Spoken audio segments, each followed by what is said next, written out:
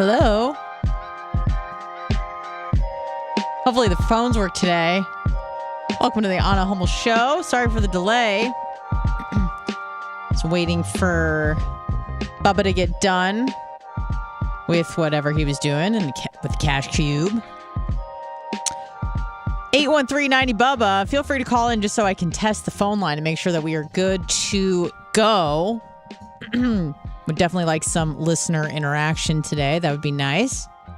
I do like listening to myself talk, but at some point you do need someone to kind of give you a little bit of a backboard there to kind of bounce off of.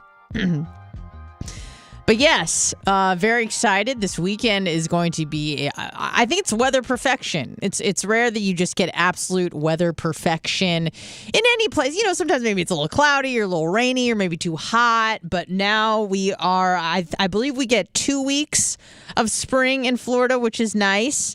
Where it's kind of chilly, it's kind of cold, then the pollen comes, and then it's balls hot. And so we're kind of in that pollen intermediary phase right now, known as spring. But I know that it doesn't last long, because I think in the next probably 2 weeks we're going to start getting into the 80s and maybe not the 90s, but it's going to be hot. The humidity and white people is like oil and water. It's funny. I saw something on social media somewhere, and it was something that they were interviewing a black woman and a Latino woman, and this guy was like, finish the following statements that white people always say. And by the way, I got all of them right. And one of them was like, it's not the heat that gets to me, it's the, and they were like, cold, like they didn't, and I was like, humidity. Like it's clear that white people do not like humidity. And I would like to take it one step further and say people of the Jewish faith, much like myself, who have what we call a Jew fro. My hair, if you were to let it grow or just kind of be a bit more natural, you would see how frizzy it can get. Well, humidity and frizzy hair, they don't pair well. They do not pair well. So we have, I think, very low humidity this weekend. It's beautiful skies. Maybe some of you are going to the MacDill Air Show, which I think is the last one that they're going to do for the next 3 or 4 years or something like that. So if you're into planes and shit like that, it's going to be a beautiful weekend. Get outside, go see some shit. All right, hopefully this works. Hello, who's this? On Hummel, supermarket. Oh, testing, Joe. testing. It's rare I say this, but it's so good to hear you. Thank you so much. It's good to hear you as well. Well, I hear you all week, but it's good to hear your voice on the other end of something that can be responded to. Yeah, so you're telling me, man. What's going on? I just had a question. Do you know why they call today Good Friday? No. No, I do not. Oh, and I guess we'll never know. Real quick, I'll give you 30 seconds. Mike Thurman, 1989, he says, snipe. Friday's good because Sunday's coming. We know that Jesus may have been killed today, but he's risen on Sunday, so get excited. Okay, I am excited for the resurrection. Thank you. I feel bad, Joe. Joe doesn't have anything except this show, except the Bubba Army, and then we snipe him. But also, thank you for the money, Mike Thurman, 1999. Appreciate you. Let's make that money. Nothing really gets me more whap than talking about religion and my lack of belief in Snipe Part 2, 1999, John Costica. Fair, he's gone. Thank you, both of you. I appreciate the money. I appreciate the donations. He's gone. That doesn't mean he can't call back. That just means that call has to end. So, Joe, take that as you will. You are our money maker because once you get on, people can't wait to get you off, which is good for me, which is good for the business, but not so good for Joe. So sorry. But I do love talking about religion, science, if they're compatible or not. In my days before health and fitness really took off for me, before the days of intermittent fasting, even I would say probably extending back into when I was living in Michigan and Detroit, those were the days I got really, really into the whole atheist scene. And yes, there is a scene of people who are very, I don't want to use the word devoutly, that seems weird, but very into being atheists and being around other atheists and exchanging ideas. But at a certain point, you just go, I mean, we already talked about how we didn't believe in God. What more can we say? And it seems to be odd that people have the when you're arguing about there being God or no God, it just seems like apples and oranges to me, because I felt like, at least the way that I understood it, that believing in God or having a religious faith was exactly that. It was faith. It's a different ball game compared to those who believe in science, who believe in the scientific method, who want to test things in a lab. And then when I would talk to people who were religious, I'm like, okay, well, how do you know what you believe is correct? They were just like, I can just feel it. You have to have faith. And I go, okay, well, fair enough. You're not taking God into the lab. At least that's how I remember it. Then all of a sudden, people wanted to start taking God into the lab, and that's when it got kind of hairy. It got kind of dicey. Because it's like, well, why are you trying to use the other side's method when your whole methodology is you just got to believe? You got to just surrender yourself because you feel it in your heart, because you think it's right. And I can't argue with that. I can't tell you that you're wrong because you're telling me to just have faith. That's the methodology, is just believe. And then for the rest of us, they're like, I don't know. doesn't really kind of fall into line. And I used to be more of a staunch. I'm still a staunch atheist. My beliefs haven't changed. My attitude towards it has shifted tremendously, I think. I'm a lot less angry about it. I don't really care what other people think. I feel like when you go into a discussion with someone about religion and if God exists, which is usually the core pillar that you're discussing, you're not changing any minds and hearts. Those people aren't coming to the table to be persuaded, and you're not coming to the table to be persuaded. You're just kind of having an exchange of ideas, which is fine, and I love civil discourse, obviously. That's what I do.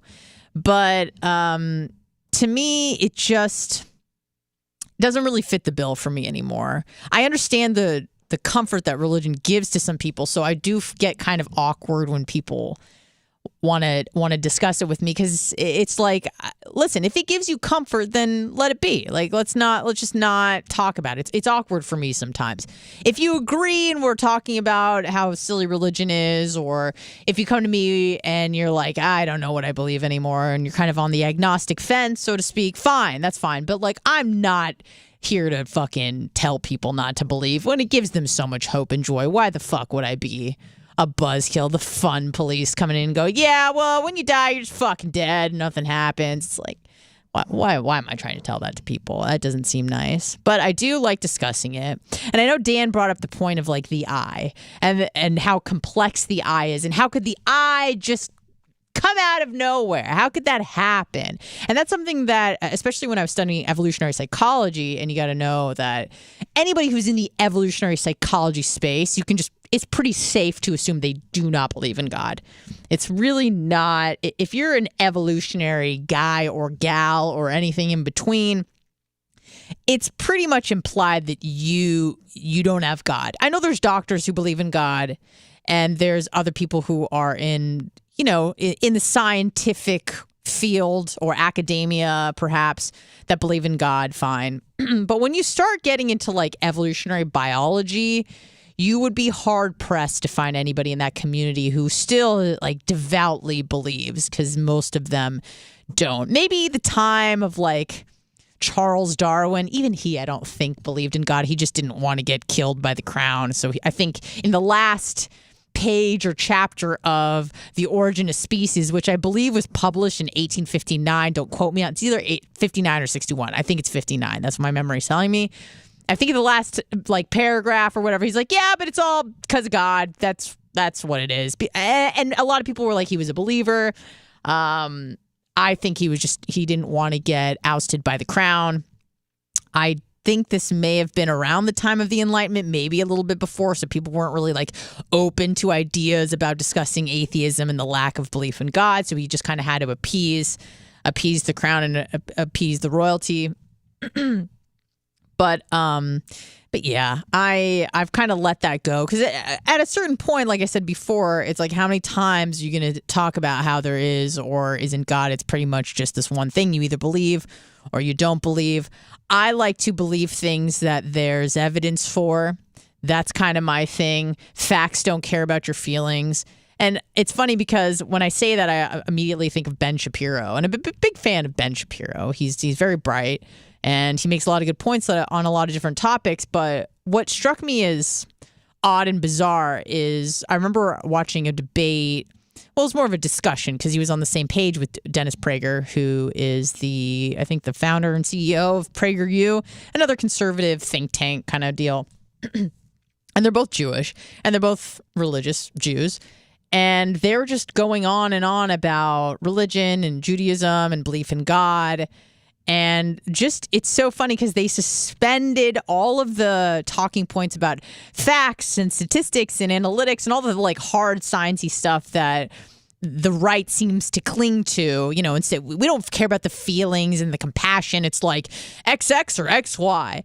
But when they started talking about religion, all that kind of just flipped on its head. And I remember being like, what the fuck? And Dennis was talking to Ben about something and about his belief in God, and he's like, and free will. And he's like, God is like an angel on your shoulder that's like tugging you in the right direction. I'm like, this motherfucker's like speaking in metaphors and shit. It was just very odd and bizarre how a typically very reasonable and logical person, once they start talking about religion, just kind of flips on its head. But back to the eye, which is something that was brought up a lot when I was running in the evolutionary psychology circles that I once kind of lived and breathed in. They would talk about how could something as complex as the eye just come from nothing, just appear as if one day you're an amoeba and then the next moment you're a human with an eyeball, which is considered to be, we always use the eyeball. I always would think like, why not the brain? But the eye is very specific in terms of its function, right? It's used to see.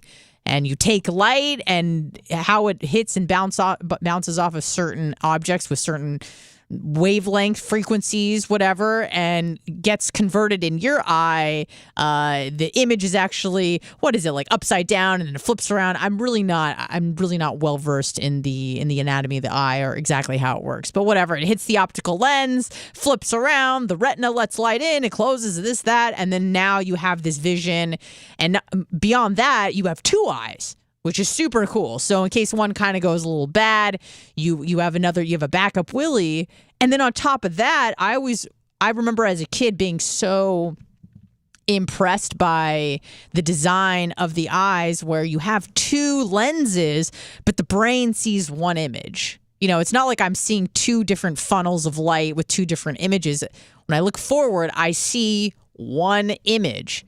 And then it's funny to like, mess around with things where if you cover one eye, you still see one image, but, part of the peripheral of the other side is blocked out. And then the same thing when you cover the other eye. But it's incredible how the brain interprets that information and gives you one constant image, which is super cool. But what people seem to not understand about evolution is that it takes time. It doesn't just, you don't just see the eye. It's a very slow process where perhaps you have a patch of light sensitive cells, right? And then the organisms with that feature, it's advantageous in some way that they out reproduce, or, as far as competition goes, they're able to be more successfully represented in subsequent generations, right? So if having a patch of light sensitive cells on your head, your primordial head or whatever, offers some sort of evolutionary and reproductive advantage, you're going to see that feature more prevalent in the next generations. And that's just kind of how that happens. And every bit of variation that occurs in any part of your body, brain, any aspect of an organism is first just due to chance. It's just a mutation that ended up serving a benefit somehow in the reproductive game that either allowed you to survive better to adulthood or to reproductive maturity. And whereas maybe those that didn't have that feature or less of that feature didn't quite make it as frequently to adulthood, or it allowed you to reproduce more for whatever reason. So I know people like to use the term survival of the fittest. I don't think Darwin ever said that. I think that was like some guy named Richard Spencer, I think. But essentially it's just saying that you're best adapted to your environment. Doesn't mean you're necessarily the strongest or the biggest, but whatever. If you're a bird with a certain type of beak that allows you to eat grubs because grubs are the plentiful food source in your area, those with like a big, bulky kind of beak, that's not going to be very advantageous. Whereas maybe if you needed to crack nuts, that would be more advantageous, right? So then you see like all these crazy features with birds with these little, long, slim beaks, or the giraffes with the long neck because they reach the plants that are the trees that are very high up and stuff like that. So that's what happens. You don't just wake up with a giraffe with a long ass neck. It's a very, very slow, gradual process. So I wanted to discuss that. 813-90-Bubba. Used to be a big fan of Richard Dawkins until I met him. He's a fucking asshole. He's kind of like the, I don't want to say the godfather of atheism, but he like really went to bat hard for atheism. It was him. For those that remember the late Christopher Hitchens, I mean, I would say he's on the level of like a Ben Shapiro, maybe even a Douglas Murray for those that are fans. But the fact that he was British really helped his swag. Like, he was just so posh, so rude, very funny, sharp, witty as could be. And I just felt like he had great ideas. I feel like I've never seen a debate where he wasn't just absolutely handling business. So he did a lot for the atheism or new atheist movement. And then, of course, Sam Harris, who has a much more gentler approach when it comes to exchanging ideas. For those that know Sam Harris or have seen Sam Harris, I would say probably his most famous interaction was, I think it was on Bill Maher with Ben Affleck, and they were talking about Islamic Muslim extremists, and Sam Harris was trying to make the case that, you know, some religions or some schools of thought are better than others. And Ben Affleck was aggressively calling him like a racist and an Islamophobe. And he's like, have you read the Quran? Like, have you seen what is, I mean, you lived through 9/11, did you not? Do you understand that these people maybe don't have the best ideas when it comes to thriving in the moral world, right? Where if you are a girl and you learn to read, or you're accused of adultery or something like that, you're stoned to death. They're bringing that back, by the way. And it was funny. I read that yesterday in an article about how the Taliban is going to start stoning women and doing public, I think it was public execution. It was something with stoning women in public for adultery and whatnot. And oddly enough, the most surprising thing to me was like they ever stopped doing that. Like, I didn't know that they stopped doing that. 813-90 Bubba. If you would like to discuss religion, what it means to you, do you think that it is compatible with science? I feel like it is not, but also I don't care if you like to kind of cross-pollinate. It makes people feel good. And that is something that, listen, you know, like sports, church, whatever, I think generally religion is good for a community. Let me give a caveat. I would say in the first world, I don't think religion is necessarily a bad thing because we went through the Enlightenment. Okay? It's kind of like taking the lead out of water. Okay? If you have a bunch of water and it's not purified, you maybe get cholera. Oh, thank you, Brian from Philly. Appreciate you. Maybe you get cholera. Maybe you get lead poisoning. Maybe you get just a host of other diseases, hepatitis A, because someone shit in there, something, whatever the case may be. You got to purify the water, but once it makes it to the other side, it's fine to drink. That's kind of how I feel about religion. It had to kind of go through the Enlightenment first, before, at least in the first world, before people started, you know, I don't want to say using it for good, but you kind of filtered out all the impurities. Like, we don't need to have the Crusades anymore. You really, every now and again, you see a crazy evangelical, Christian, national, whatever. They typically, you know, keep to themselves. If they do have some racist or not quite nice ideas, they usually just kind of stay in their hometown and go to their little clan meetings, and they leave everybody else alone. Doesn't mean they have great ideas, but it looks like they're not really trying to take over the world. But unfortunately, for those that are kind of stuck in the mid-ages, I don't want to call anyone out specifically, but I think we all know who I'm implying. When you have places that have to enact and enforce Sharia law, that's kind of when it's not great when you break a rule, because it's not like you have to pay a fine, maybe you go to jail for a point of time, but it's like, oh no, you said F you to Prince Mohammed Al bin Salam or whatever the fuck his name is. You're getting beheaded. Sorry.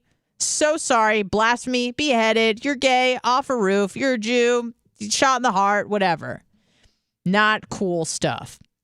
So I feel like once religion has kind of been purified, but then even if you're not killing people and going to war, maybe you're molesting little boys. Not great, but better.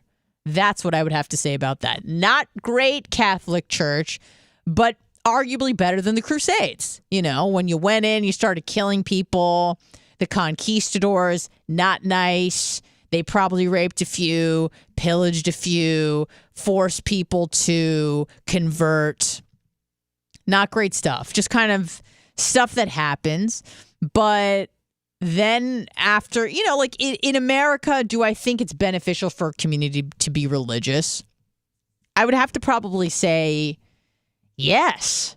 I think I would have to say yes. I think that it's good. I like the values associated with being religious. I used to not date exclusively, but I very much liked, although I'm not religious myself, I very much liked guys that came from a religious background because I felt like they had a lot of the values that I valued as well, even though I valued them from a secular point of view. I like people that come from family values. They maybe have more integrity, a two-parent home. Like these things kind of hang together. And I kept finding myself slipping back into the same situation where I would be dating someone. It would get quite serious. And then, oh, by the way, my family will never accept you. So let's just keep this on the DL for the conceivable forever. I'm like, no, actually, that's not going to work for me. But it was funny that I kept falling back into that because I was attracted to the values. I was attracted to the principles of coming from a Judeo-Christian background. I thought those were nice, family guys. Even though I myself probably won't have a family, I still like the fact that they were, maybe close to their parents. They maybe had respect for authority, respect for elders, had more integrity, I thought. Not always. It's not necessary to be a person of integrity to come from a two-parent home or something like that. But I felt like you were just a better, more well-rounded person, maybe. Typically, again, not necessarily, but I kept falling into that, because I would say I'm a centrist. I think I'm a moderate, but nowadays I'm a fucking right-wing Nazi. So when the left kind of left me, I was like, all right, well, I guess these are my motherfuckers right now. So I liked being able to, and also I felt like people on the right, oddly enough, had a better sense of humor about things. They could make fun of themselves, and they could make fun of others without feeling like without white guilt or whatever the fuck. So I remember just I kept dating people like a Chaldean and then another guy who was a Pentecostal. And I'm like, what the fuck am I doing? But I wasn't attracted to men who were staunch leftists. I didn't like that because those people seemed to be obsessed with or a little too open to just constantly being a victim, which is not hot, I would say. Especially, I feel like, here's the thing. I think that like men don't give a fuck about women's principles and values. Like that's like whatever. Are you hot? Do you have big titties? These are the kind of things I'm interested in. Whereas with women are far more interested, I think, at least, yeah, I would say so, about where men align politically. We're paying attention. I heard from a lot of guys that were on Bumble or Hinge or something like that there were a lot of things in women's profiles that were like no Trumpers, LGBT friendly. And so as a response to that, especially being in the Tampa, St. Petersburg area, a lot of the profiles that I would see in men's profiles, a lot of the things they would state were no Trumpers, LGBTQ friendly. And I'm like, I know you don't give a fuck about that. And I remember matching with a few of these guys and I'm like, I made some sort of joke about me being like right wing or Republican just to see where it would go. And every time they're like, oh, I don't give a fuck. I'm like, I knew it. You're just a fraud, man. It was just kind of like a bat signal to all the hot lefties out there, which some are hot, most are not, but some are, the younger ones, say the college kids and whatnot. That men really didn't give a fuck about any of that stuff, but they knew that women found it to be important so that they would, women, I guess, are much more dismissive on the dating apps, right? Women are like really looking at each profile. No, and he's too short. No, he's too bald. No. Where men are just like, yes, yes, yes, yes, yes, yes, yeah. Just, throw it to the wall and just see what sticks. So 813 90 Bubba. We could talk about Diddy shit. I like the Diddy shit. Yeah, it's like Black Epstein a little bit. I don't know why I'm like rooting for him to win. Why am I doing that? Why am I like, fuck, get away? I just feel, I don't know why. I was like, why am I rooting for Diddy? He like raped and drugged women, allegedly. And it seems like it was kind of this thing in Hollywood that everybody kind of knew, like a Harvey Weinstein deal, that everybody kind of knew what was going on, but you just don't say shit because he's this mogul, because he has a lot of people under his thumb, because he's a gatekeeper. He can open a lot of doors for people, whether you're Justin Bieber, that's a little weird, or whether you're Cassie or whomever else. But it's getting kind of crazy. 50 Cent is involved now because I guess 50's baby mama, with whom he shares an 11-year-old son, I forget what her name is, but she, I guess, was named in the Diddy lawsuit as a sex worker who Diddy paid to have sex with or do sexual things on the regular. So when Fiddy found out about this, he said that he wanted full custody of his son because he's like, my ex is apparently a prostitute, and if you're a prostitute, you can't be a good mom, which I don't know if that's necessarily true either. But anyways, Fiddy was like, fuck this, I want full custody of my kid. So the sex worker, the Instagram model baby mama, she came out yesterday after Fiddy said that he wanted full custody, and she's like, well, that's interesting because Fiddy, you raped me. So now there's those allegations that are getting thrown at Fiddy, and she has also denied the allegations that she was a sex worker for Diddy. So it's getting really messy, it's getting really chaotic, and that makes a fun story.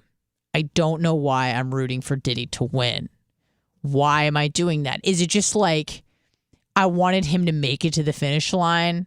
Because you got to think that he lived this fantasy life, right? I don't know when he became famous. I guess in the 90s.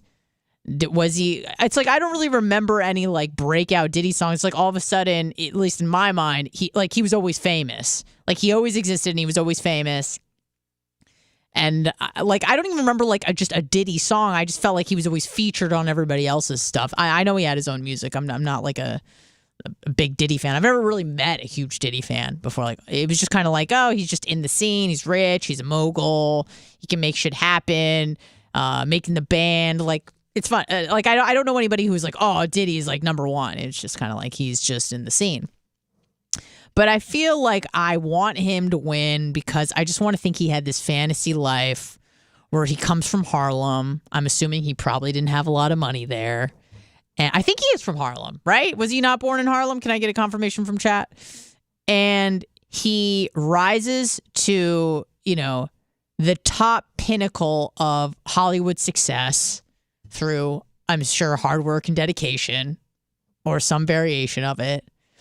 And now he's this mogul, and he is able to just kind of live this fantasy life where he just fucks whoever he wants. He just drugs whoever he wants. He passes people around. He's fucking guys, girls. It doesn't matter because he can get away with anything.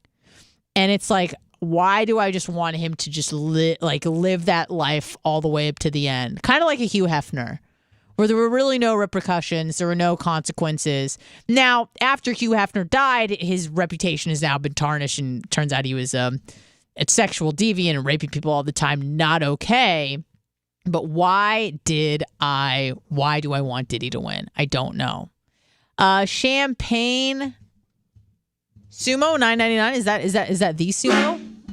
More on, less Diddy. I can second that. But yeah, I don't know why I'm rooting for Diddy. It ain't right. It certainly is not right. Let's take a call. Hello, who's this? Anna, it's Dave West Palm. Dave from West Palm. What's going on, man? Hey, I wanted to go back to what you were saying earlier about kind of the dating app thing and sure. The political. Yeah. Deal. I don't understand. So, because I'm 54, and so I think with the older generation, So is Diddy, by the way. I'm sorry. Go ahead. 50. Yeah. More Diddy. Mm-hmm. But when you take a look, like I got a friend of mine who's my age, been married for 30 years. Yeah. And his wife is a staunch Republican, and he's totally left. And they have a very happy marriage, even though they are both on completely political opposites. Right. But they're extremely happy. And you take a look like James Carville, the guy that's like the Democratic guy, and he's been married to Mary Madeline or something like that, and she's Republican.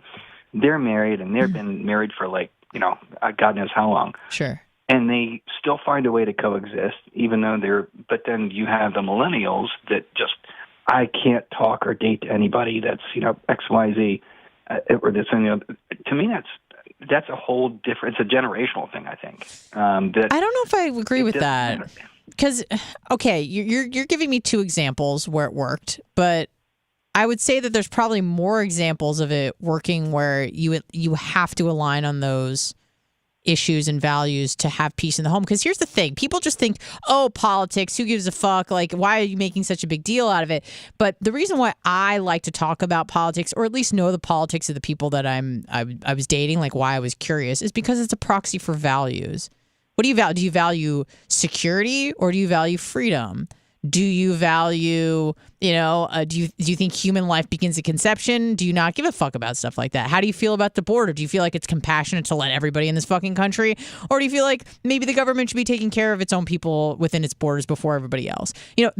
Those are standards that you should probably, and values you should probably have in common with the person that you're essentially trying to live the rest of your life with in unity and perhaps raise a family. And you probably want to be on the same page when it comes to those things.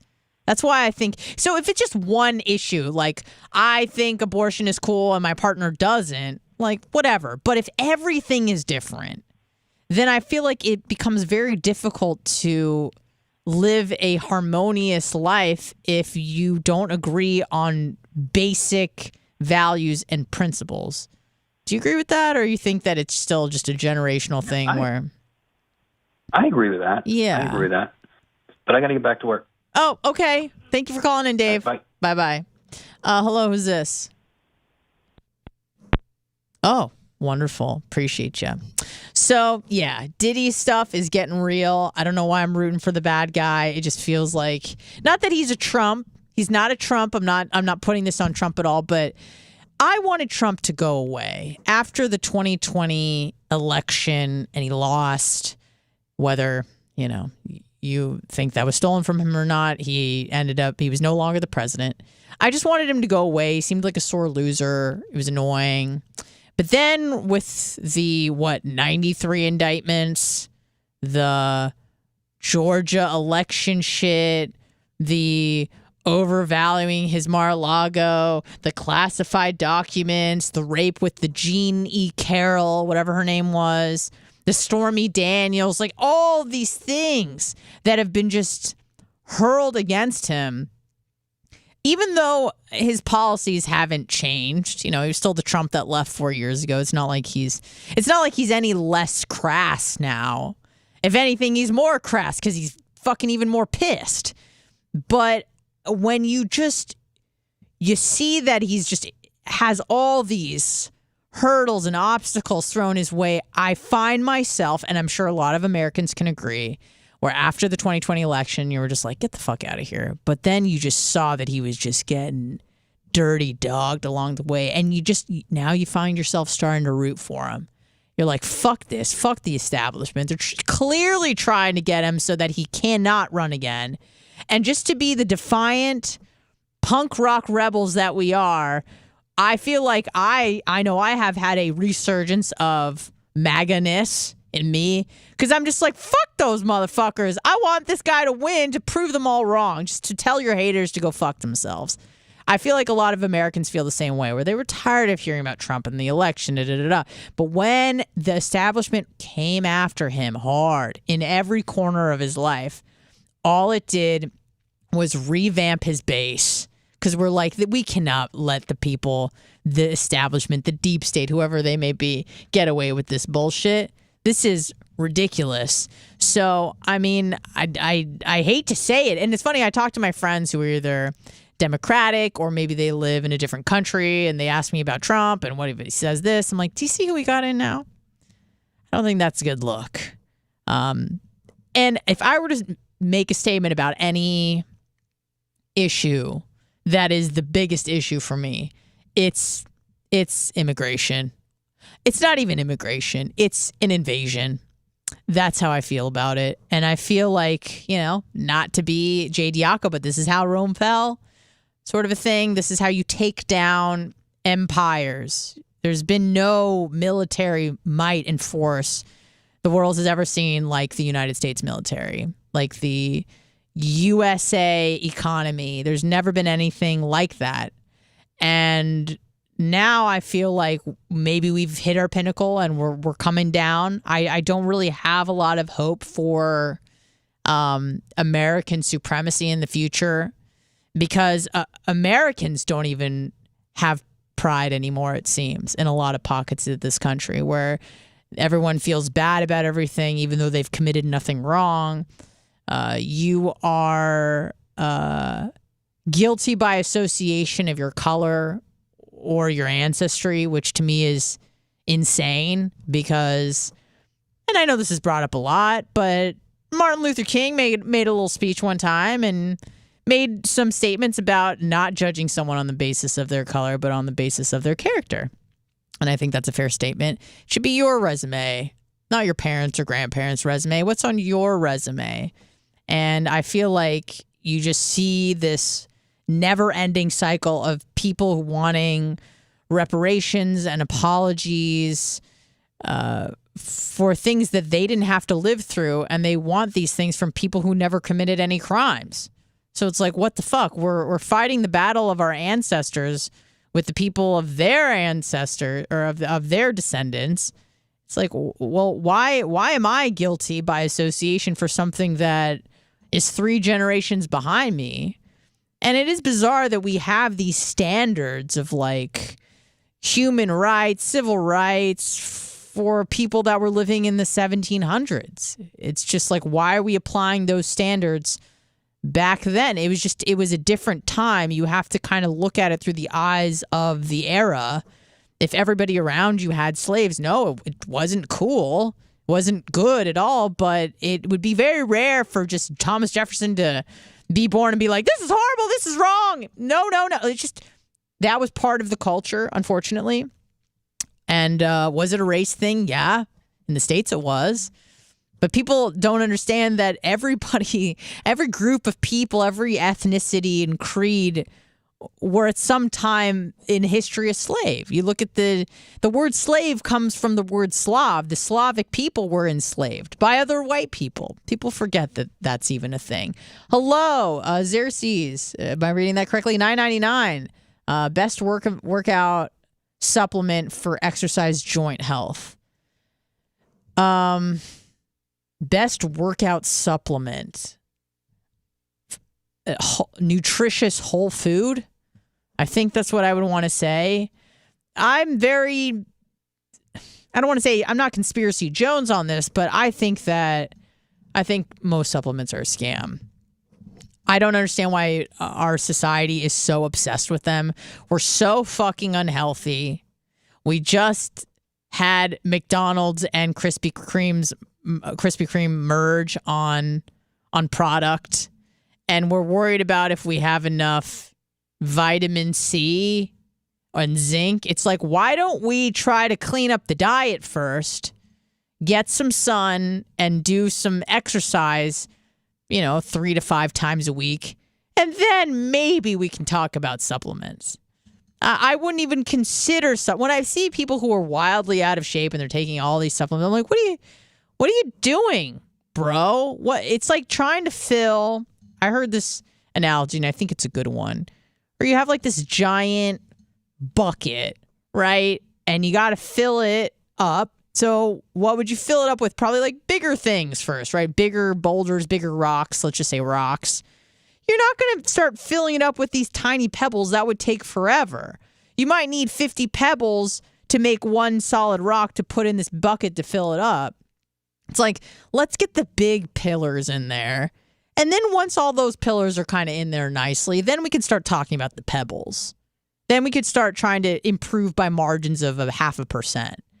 But if you're not exercising and you're not sleeping right, like this person right here, and you're not getting sun and you're not fostering your relationships, I don't think having enough, I'm going to use a different example. Not having enough, vitamin D. Vitamin D is kind of important. Well, you should be getting that from the sun. But whatever the case may be, not getting enough polyphenols, let's say, which is great for gut health. Okay, great. But you should be getting that from your whole food sources and not worrying so much about the supplements. I was taking quite a bit of supplements and vitamins and bullshit. And then about 1.5 years ago, I just stopped. And guess what? Nothing changed. Exactly the same. It wasn't like, I feel a little bit more. No, I think it's a scam, folks, for the most part. Not always. And again, if you go to a doctor and they're like, hey, you're deficient in vitamin A, K, B, whatever, fine, go take your supplements. But other than that, I just think that you should probably put your focus on a whole food diet for the most part. I mean, I don't think there's any problem with like fucking up here and there. You know, having candy even once a day, fine, whatever. But when the majority of your diet is just processed, highly palatable foods, that's kind of a recipe for disaster, and not necessarily for the reasons that I once believed they were problematic. Because I think the more research I keep doing, is McDonald's good for you? Probably not. But what's problematic is not sugar, is not too many carbs, is not too many fats. I think that the problem, unless you have some sort of like allergies or whatever, the problem is energy balance. It's over consuming.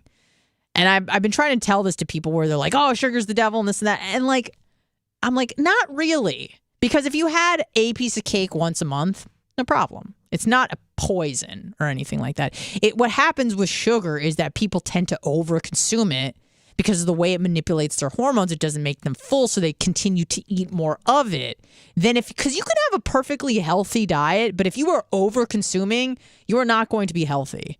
You're going to be getting fatter and fatter, even if you're just eating like, if you're eating potatoes, say, and you eat like 40 potatoes a day, which would be very hard because they have a lot of fiber, but you get the point I'm making. You can overindulge in things that you think are healthy, but you'll gain weight and you'll become less healthy if you just overconsume. Because you could lose weight on a donut diet. If you had one donut a day, you could lose weight. Would you be wildly healthy? No, probably not. You probably wouldn't be getting a lot of the minerals and vitamins and things like that you need. Probably wouldn't be great for your gut health. But in terms of energy consumption, if you're trying to lose weight, you could absolutely go on like the cookie diet or the donut diet, as long as you are expending more energy than you're taking in.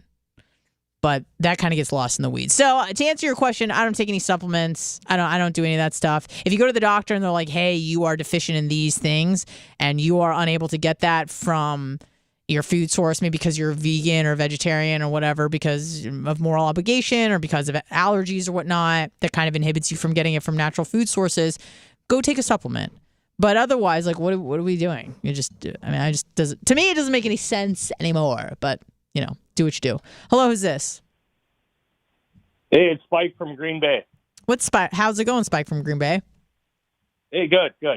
Hey, long time faster here. 100 hours is my record. 100 hours? Yeah, did you ever try a long one or not? Well, you tell me. 45 hours is my limit, so less than half of what you've done. So not really that long, but longer than most. Oh, yeah. No, and that's probably better, actually, than what I did. But, yeah, there's that optimal window, right? But no, I was going to say I'm rooting for P. Diddy, too. So yeah. Why do you think that is? Why do we want him to win? Is it just because everybody else is trying to take him down and we just... I mean, he's certainly not like the underdog. You know, he's a fucking mogul, but when you just see all of these things happening, I didn't feel the same way with R. Kelly for some reason. I didn't want to see that guy when I'm like, that guy is a fucking scumbag. But for some reason with P. Diddy, I'm just like, I kind of want him to get away with it. And it's really hard for me to articulate why. Why do you want him to win? I mean, if the stuff about child trafficking or something like that, if that's accurate and true, then obviously, sure, that's terrible, right? Yeah, that's yeah.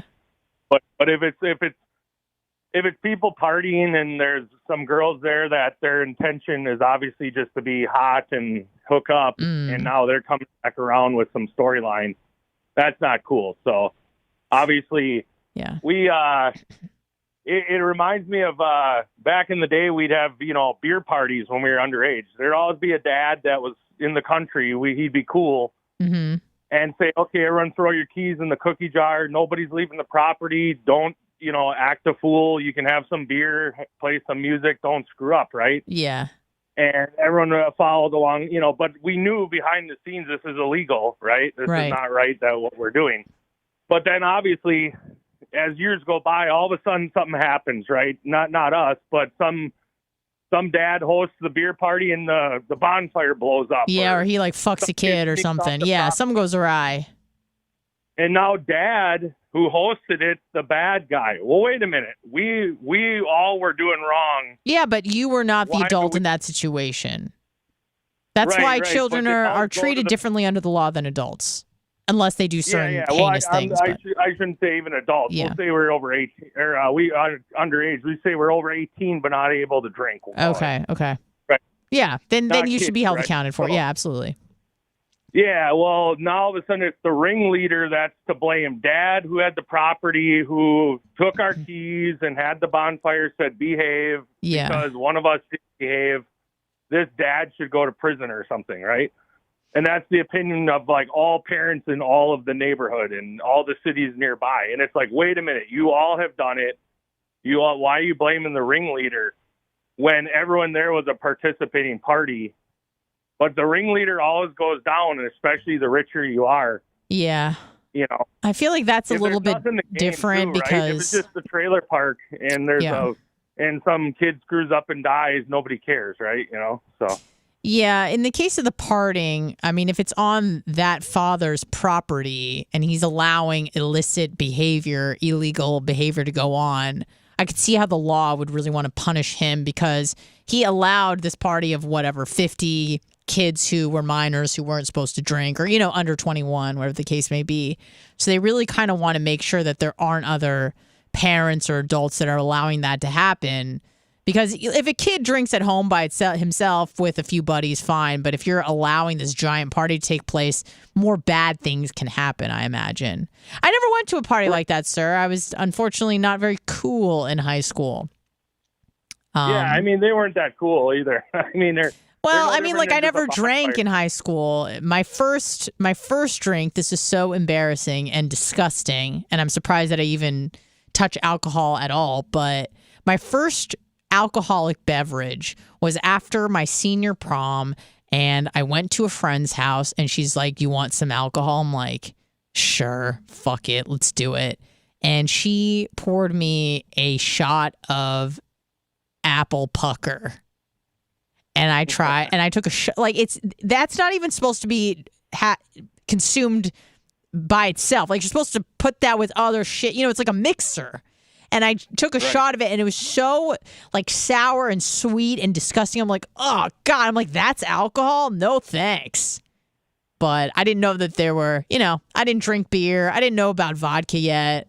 I mean, I knew vodka was a thing, but I'm like, I'm not supposed to drink that. I was very much a rule follower, sir, which is no one invites the not that I was a narc, but no one invites the rule follower to the party. You know what I mean? They're no fun. Yeah. So. Well, and on the flip side, I didn't drink till I was 23. I just went to these parties. Oh, okay. You just wanted to see the shenanigans. Yeah. And I was, I'd fake it. I'd just be sitting there. You'd fake drinking a soda, like in a sure, a solo cup, red right? solo The cup. red Yeah. And then also the whole the dating app thing you're mentioning. See, that's all fun and games until you get married and have kids, and you actually make some life decisions when you got the left and the right mixing together. Yeah, that's what I'm saying. It seems to be a bit bizarre. Like there's you're going to have a lot of disagreements in any relationship. You're going to have a lot of fights. You're going to have a lot of things you don't agree on, or different lifestyle. Maybe one person's a morning person and they're loud as fuck, and the other person's not. Whatever the case may be, you're going to have a lot of disagreements. You should probably agree on the big shit. You should probably agree on, are your kids going to be raised this religion, that religion, no religion? You should probably agree on if you value liberty more than national security. You know what I mean? Like, you should probably agree on those things so you could have somewhat of a harmonious life, because then you got to think every decision you make through your individual lenses that are not congruent with each other is just going to be such a fucking pain in the ass. It's going to be such a pain in the ass. So. Right. And then also, I think the richer you are, it really doesn't matter, right? Because eventually, the richer you are, both got your own friend circles, and it doesn't matter. If you're both poor, you kind of got to say, hey, this is all we got is each other. We kind of got to lean on each other a little bit financially and emotionally and such. And all of a sudden, I hate you because we're opposites, right? Then that doesn't. Wait, I don't understand. You're saying that. Explain that argument again. You're saying the richer you are, it doesn't matter, but say that again. Yeah. So like the West Palm guy that called in, he was saying how he knows of two examples of people where they're complete opposite, left and right. Yeah. But it sounds like those people must be quite wealthy. Okay. And it's kind of like, well, I don't care. If I'm a gabillionaire, I could care less if my wife is some left-wing nutcase, because she's going to be on her wing of the house and I'm going to be on my other wing. Oh, I see. You have just distance. You're not living on top of each other. Well, and I think you just have probably this differing of, you have these separate lives, but then you come together for your Richie Rich gatherings to look normal, so. Okay. In my humble opinion of those that are the filthy rich, right? The P. Diddy's, right? Do you hate the rich? Do you feel that kind of animosity towards people who have a lot of money? No. I just think that after a while, there's a lot more openness of permission versus forgiveness. There's just a lot more leeway that can really go on when you have a lot of money. The richer you are, because there's a benefit to it. Yeah, it's funny because when I hear people talk about, they say nasty things about rich people. No one would ever, if given the opportunity, no one would ever say, I don't want to be wealthy. So it's like all these people that hate on wealthy people would switch places with them immediately if given the opportunity, which to me is interesting. Right. If you said the same thing about someone who was racist or whatever, would you want to switch places with this racist guy? No, fuck no. I would never want that. I hate him. He's a bad person. But for some reason, when you have money, the person that has it, at least this is an argument I hear, the person that has it doesn't deserve it or should share it by virtue of the fact that they just should. And I'm very dubious of people who hate the rich.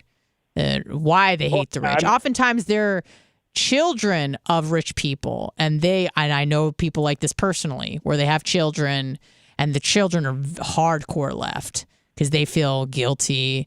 They will talk shit about their rich parents, but they're happy to live in the condo that their parents bought them, but they're also talking shit. It's very strange because it's just lip service. Like, you're not really living this humble, modest life. You're more than happy to take your parents' money, but you shit on them while you do it because you think that somehow is virtue signaling that you're a better person or something. I don't know. Well, and that's just a viewpoint of that you deserve this handout, which is the victim mindset of life, right? Yes, I hate that. I hate that in men, in everyone, but especially it was very unattractive to me, especially as we kind of came into the 2016 election, which is when, not that I became a bit more involved, but I wasn't always as mindful and involved in what was going on politically as I am now. And I really saw that around probably between 2012 and 2016, that it was just really, really unattractive and not, quote, manly, in my opinion, when you had these guys just hollering and screaming about how life is unfair and this and that. To me, at least I don't know if I was really taught this, but it was something I kind of picked up along the way in early adulthood, was like, yeah, no shit, life's not fair. Like, why are you upset about, like, that's just a matter of fact. It's just a thing that happens, that it's like not fair. What are you gonna do with the card you've been dealt? You know, with the hand that you've been dealt, what are you going to do about that? Instead of crying and screaming about that it's not fair and you don't have exactly the same amount as someone else. To me, that reminded me of when I was a little kid. And do you have siblings, sir? Oh, yeah. I'm the youngest of 7. Right. Okay. So, like, if you were to share a cookie with your brother or sister and your parents would split it in half, what was the first thing you do? You go, he got more than me. What the fuck? Like, that's not cool. And your parents are like, listen, like, sometimes we split the cookie and they get a little more. Next time you might get a little more. It's just kind of like the way things happen, you know? To me, that was such a childish argument to be like, things aren't fair. Things aren't fair. It's like, yeah, no shit, motherfucker. Deal with it. Right. So that, to me, that mindset as an adult was wildly unattractive. Like, it's not fair. It's not fair. Right. Shut the fuck up. Like, right. You know. And if we ever had that mindset, my parents would say, well, someday when you can buy your own cookies, you can do whatever you want. Correct. Yeah. So it's kind of a mindset of work hard and you can play hard then. And that's the interesting part, because a lot of the left-wing ladies, for example, they dabbled in the left-wing guy world, right? And they started to date them and they don't like it. Deal with them. They don't like it. No. And all of a sudden, they're like, dang, the guy that I actually want is a right-wing guy, which is just this whole, it's like they come out of the closet, like the ladies do, where they're like, oh God, I have to admit that that's really what I want. Yeah, there's this video I saw, I think it was on YouTube, where this girl was talking about, she's like some left-wing, nut job. And she's like, she goes on a date with a really masculine kind of guy who, I don't know if he's right-wing or not, but given her description, he probably is more of a right-wing bro. And she's like, I could feel the feminism leaving my body. Because he was like, I got it. Like, I'm going to pay for this. And he like gives her his credit card when he goes to the bathroom. He's like, get us whatever. And she's like, holy shit. She was so turned on by it.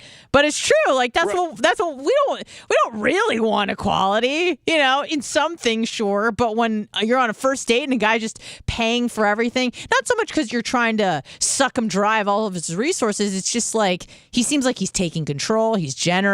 He wants to lead. Those sorts of things are very attractive to women. It doesn't matter if you're right or left, so. Mm-hmm. Yeah, and then on the flip side, now you're starting to see a lot of girls are coming out and saying, you know what, I'd like to just be the stay-at-home wife or the lady that, be maybe a mom. can just work a comfortable part-time gig, and my man, he's a blue-collar hard worker, and we can live happily ever after, and I don't have to I am woman, hear me roar wearing the man pants. Yeah, a lot of women don't want to be a boss babe bitch. They want more of a focus on family. Maybe they want more of a work-life balance. And listen, and it's funny because like I hear a lot of women saying that, and they themselves are boss bitches. Like you'll see like the Candace Owens who has children, but there's no way she can balance being a full-time mother, 3 children, and having her own show, or at least she did before she got fired last week. But it's like, I think much like you should be able to do with your body as you please. You should be able to do with your career and what you prioritize. And I think a lot of women, I feel bad for the woman who's kind of been pushed into the career boss babe world when she really just kind of wants to be a part-time worker and a stay-at-home mom, or something like that, where she just wants to kind of take a back seat to her husband in terms of career and focus on family. I don't think there's anything wrong with that at all, and we shouldn't criticize women for making those decisions. So, and men find it more attractive, I think, to have a woman that's quite feminine, as women find in men. They like it when men are more masculine. Typically, a lot of people won't admit that, but it's certainly the truth. No, that's 100% true. And I think that's where when you start to compare those notes, then all of a sudden people start realizing, oh, we actually are kind of all middle more so than extreme one way or the other, right? We can kind of meet in this happy middle, the cream-filled donut kind of idea. It's like that's where the best part is. So why don't we just focus on that? Yeah. But you have to like pledge allegiance to your tribe, and so that's why you see all this virtue signaling. And I don't think a lot of people aren't happier for doing so. They just feel like this is their tribe. They have to show allegiance to their tribe. Post the black square, make the hashtag, do all those sorts of things, and it's really not giving them any more happiness and joy in their life, especially with women. I think when they feel like they have to, scream from the top of their lungs that they want to be a boss babe and they don't need no man, when in fact, like, you do. Not to live, like you could, but like maybe your life isn't going to be as fulfilled and you won't be as happy and you'll just be bitter and alone. And that's certainly not most women's goals, and with guys, it's a problem too, because then you got these bitches always fucking screaming about what they say that they want. You become that, and then they're not attracted to you because they think you're a little bitch.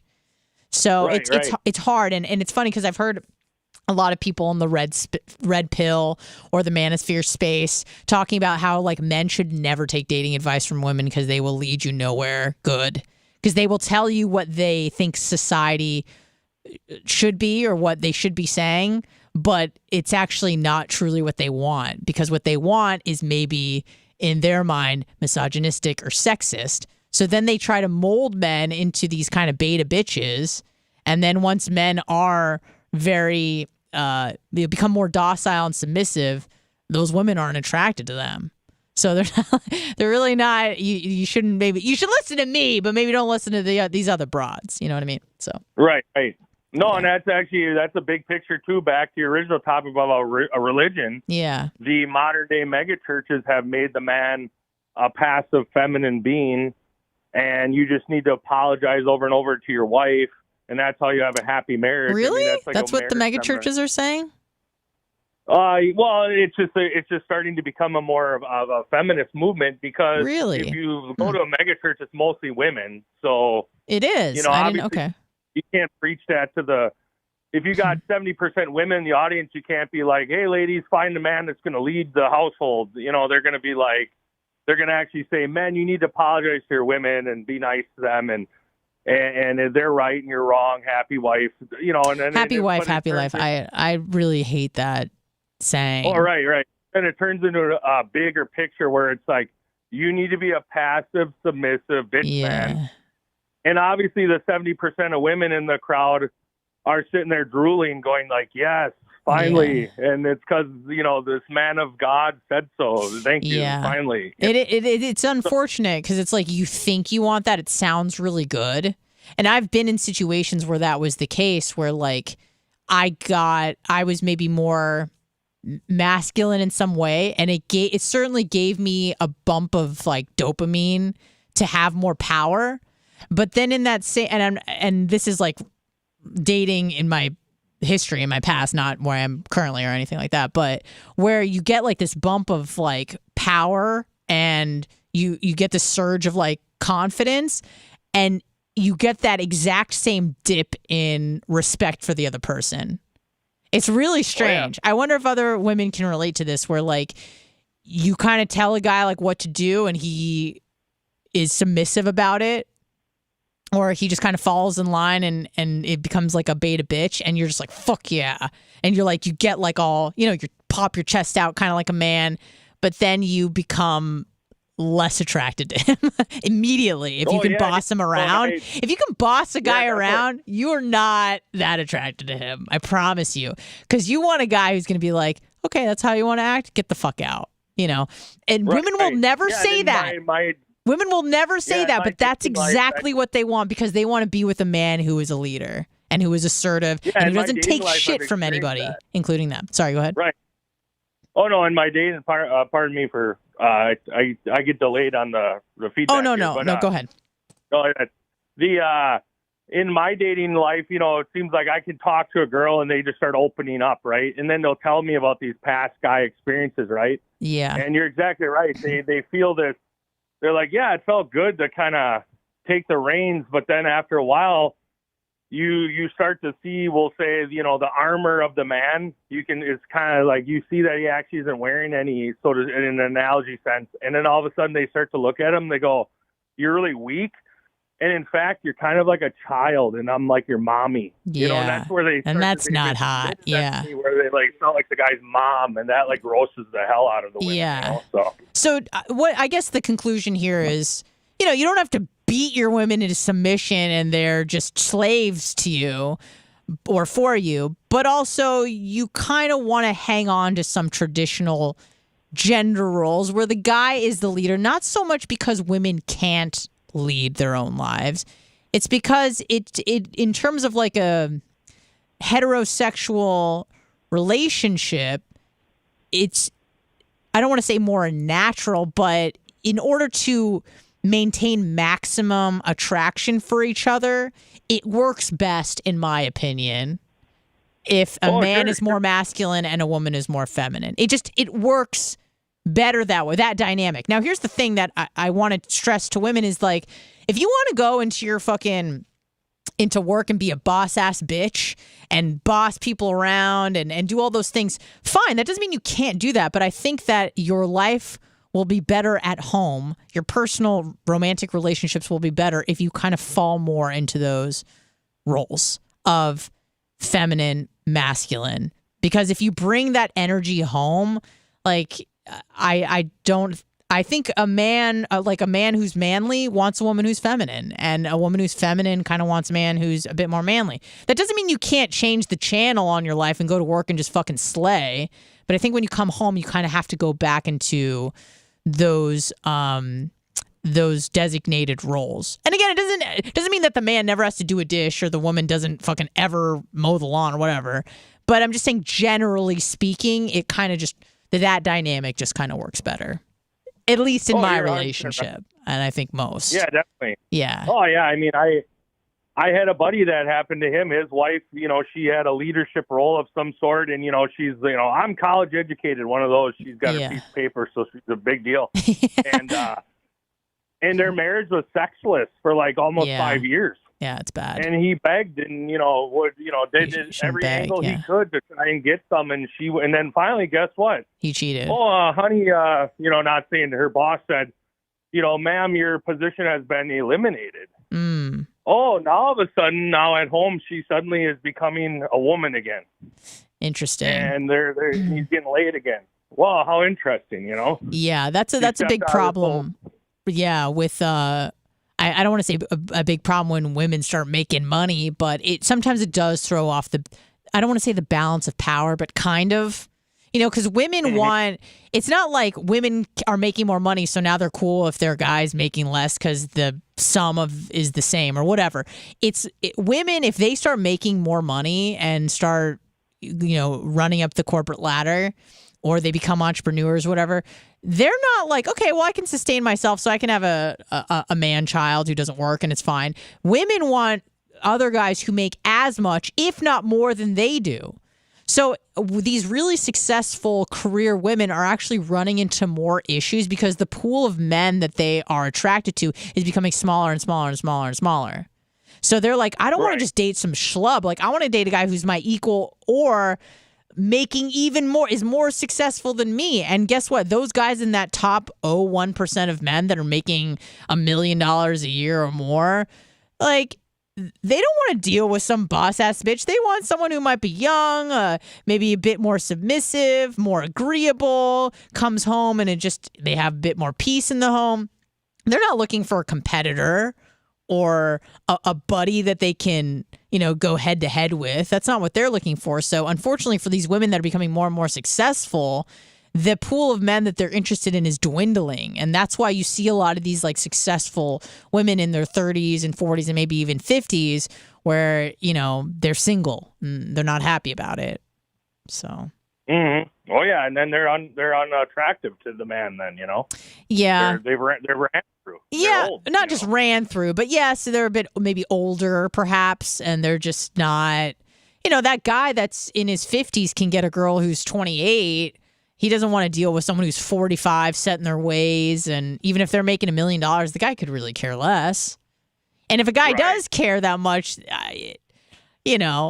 he's, I guess, just a gold digger. I don't want to say the male equivalent. I think he'd just be a male gold digger, and he just doesn't want to do anything. He's just lazy. Maybe he's kind of hot or whatever. But, those really successful men are probably going to go for women who are a bit more agreeable and younger. So, sorry, ladies. Yeah, I'm down with that idea. Yeah. All right. Well, thank you so much for calling in, man. I appreciate that you were kind of like my co-host for the show. That was cool. Well, I appreciate you gave me that I didn't get swiped, or what do they call it? No, snipe. No sniping for you, sir. Not at all. I'll snipe myself. So, all right. See ya. All right. Have a good one. Thank you. Hello. Who's this? Oh, it's Super Fat Bubba. Oh, Super Fat. What's up, Super Fat? Oh, you were talking about P. Diddy earlier. I was, yes. And then, yes, I wasn't really sure. It's like, you wouldn't think if somebody would be that narcissistic where you would, even if he, I wasn't sure if he did anything illegal or not, but I'm like, you wouldn't think that somebody like that would have, like, evidence to leave behind where he would get caught, or he was that type of person where he's that narcissistic where But he's been getting away with it for like 30 years. If I was him and I'm only now richer than I was 30 years ago and I was getting away with it back then, you just think that it's, you're even more insulated. You have even more connections. You didn't get caught before. Why would you get caught now? You feel like you're invincible, And a lot of people are. Like, you got to think about all the things that people get away with during their lives, and it comes out maybe a few decades after they die, and you're like, oh, shit, that guy was doing some shady stuff. Nobody knew. He got away with it. So I think P. Diddy just thought, man, the money's going to come in forever. I can pay off whoever I need to pay off. I'm above the law. I mean, did it come out that they found anything yet? Oh, I'm not sure. But then I would think if he did have anything set aside, he would use it as like a burn book. So in case he gets in trouble, he brings people down with him. Down with me. Yeah. And maybe he does. And maybe when that gets revealed, things will turn around. They'll start saying these women are liars and they're just trying to get his money. Like, I don't think that it's all said and done with P. Diddy yet. I think there's certainly room for things to turn around if I know what you're saying, maybe some politicians are in on this and they could be exposed and they need to protect Diddy at all costs, because otherwise it's just going to be, a house of cards that falls and all the pieces are left on the floor and you bring down the whole establishment. But I think it was Jay who I was talking to. Oh, brief interruption here. Great interruption. Spike for Fast Racing, 1999. Thank you, Spike, so much for calling in and for the donation. Much, much appreciated. But I think I was talking with Jay about this, but maybe it was Dan, one of the Diacos. Or no, maybe it was Babyface. Dan would be so mad if I got those two confused. But he wasn't very politically connected. I think it was Jay I was talking to. Whereas, like, you see Beyonce, she had a lot of connections with, like, the Obamas and other people who are part of Hollywood are deeply embedded with the government in some way in terms of just, like, their connection. Or I don't know if P. Diddy was. He kind of just stayed out of that whole thing, and maybe that's really biting him in the ass now because nobody feels beholden to save him, his reputation, and his career, right? So if all he's having over are, other rappers or a few actors or people in Hollywood, I guess those people could be taken down. But when you start getting involved in, like, people who really hold substantial amounts of power in government, that's when they really kind of kick in and try to save your ass, because then you'll expose the whole system. So I don't know. What do you think is going to happen, Super Fat? You think he's going to get off, or are you rooting for him? Right. Team Diddy? I always stay kind of neutral on it. Nah, fuck that. That's no fun. Did the Get Fresh crew hook up your Dyson faucet yet?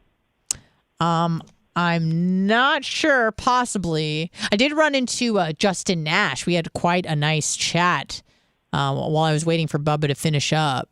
I love learning about people. I hope he didn't feel like our discussion was an interrogation, because I've heard a lot of people say that. I can't help myself, because I feel like a lot of people know a lot about me, but I don't really know too much about them. So when I do get to have some one-on-one time with someone in the Bubba Army or anywhere in life, I like really want to learn about their life. Like, what have you been up to? You know, what relationships have you been in? How's your family doing? Like, why would that be the case? Why did you move here instead of there? You know, all that sort of stuff. So sorry, Justin, if I interrogated you. I didn't mean to. It just happens. But Super Fat, thank you so much for calling in, man. I appreciate you. Oh, no problem. And, hey, next time that guy, that nutcase Charlie calls in, you might want to tie your Better Health promo into him, so that way it'll be like a good spin-off into the that's a good way. That's a good segue to be like, yeah, you need some therapy and mental help, because then you're going to end up like Charlie, just a sad, washed up loser who calls into a radio show he allegedly hates. So, yeah, it's very bizarre. It's very bizarre. All right, thank you. Well, have a great weekend. God bless you. That's all she wrote. That is the end of this week. If you are in the Tampa Bay area, it's going to be phenomenal weather. So get your ass outside before it becomes balls hot. I appreciate all those who have been who listened, who contributed to the program. You know who you are. Xerxes, Ryan from Philly, Spike Fast Racing, John Kostika, and Mike Thurman. That's all from memory, folks. I didn't look at anything. Thank you. Goodbye, Fat Pig. Have a great weekend. I'll see you guys on Monday. God bless.